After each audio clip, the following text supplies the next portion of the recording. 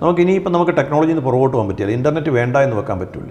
അപ്പോൾ നമ്മുടെ ഒരു സംവിധാനത്തിൽ ഇപ്പം നമുക്ക് ഇന്ത്യയിൽ ഇനിയിപ്പോൾ വേണ്ട, ഇതെല്ലാം കൊള്ളതുകൊണ്ട് ഇൻ്റർനെറ്റ് വേണ്ട എന്ന് പറയാം, അല്ല കുട്ടികൾക്ക് ഇത് കൊടുക്കണ്ട എന്ന് പറയാം. പക്ഷേ അതൊന്നും നമുക്ക് ഇപ്പോഴത്തെ കാലത്ത് പറ്റുന്നില്ല. നമ്മൾ ടെക്നോളജി ഉപയോഗിച്ചു, പക്ഷേ അതിൽ അവയർനെസ്, അതുപോലെ തന്നെ കൺട്രോൾ മെക്കാനിസം, റിപ്പോർട്ടിംഗ് മെക്കാനിസം, അപ്പോൾ അങ്ങനെ വരുമ്പോഴത്തേക്കും നമ്മൾ ഒന്ന് ഇതിങ്ങനെ കണ്ടുപിടിക്കണമെന്നുള്ളതിൻ്റെ ഒരു സംവിധാനം പോലീസിനും അതുപോലെ തന്നെ മറ്റ് ഏജൻസികൾക്കും കൊടുക്കുക.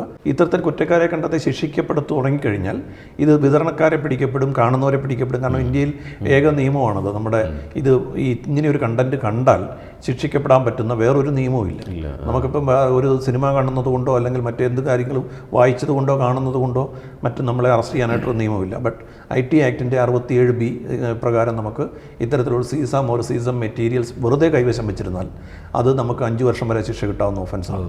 അത് ഒരാൾക്ക് ഞാൻ വെറുതെ 1 to 1 ആയിട്ട് ഷെയർ ചെയ്താൽ അതും അതിനകത്ത് വരുന്ന കാര്യമാണ്. അപ്പോൾ ഞാനിത് ആരോടും കാണാതെ ഞാനൊരു വെബിൽ ബ്രൗസ് ചെയ്തിട്ട് ഞാൻ മാത്രം ഇരുന്ന് കാണുന്നു, ഡൗൺലോഡ് ചെയ്ത് കാണുന്നു, വേറെ ആരും അറിയുന്നുമില്ല. പക്ഷേ അതും that is also an offence.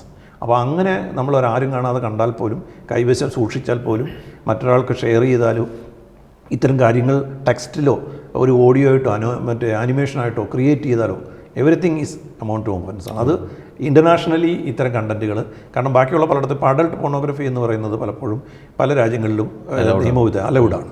പക്ഷേ നമുക്ക് അത് ഷെയർ ചെയ്യാം. അപ്പം അതേസമയം ഈ സാധനം സീസം മെറ്റീരിയൽസിൻ്റെ ഒരു ഡിസ്ട്രിബ്യൂഷൻ, വ്യൂയിങ്ങും എല്ലാം തന്നെ അത് ഒരു രാജ്യവും തന്നെ അക്സെപ്റ്റ് ചെയ്തിട്ടില്ല. എല്ലായിടത്തും അതിനൊരു ഒരേ രീതിയിലുള്ള ഒരു ഒഫൻസ്. വലിയ കാരണമെന്ന് വെച്ചാൽ കുട്ടികളുടെ പ്രൊട്ടക്ഷനെ അത്ര ഗൗരവത്തോടു കൂടി തന്നെയാണ് ആളുകൾ കാണുന്നു എന്നുള്ളതാണ്.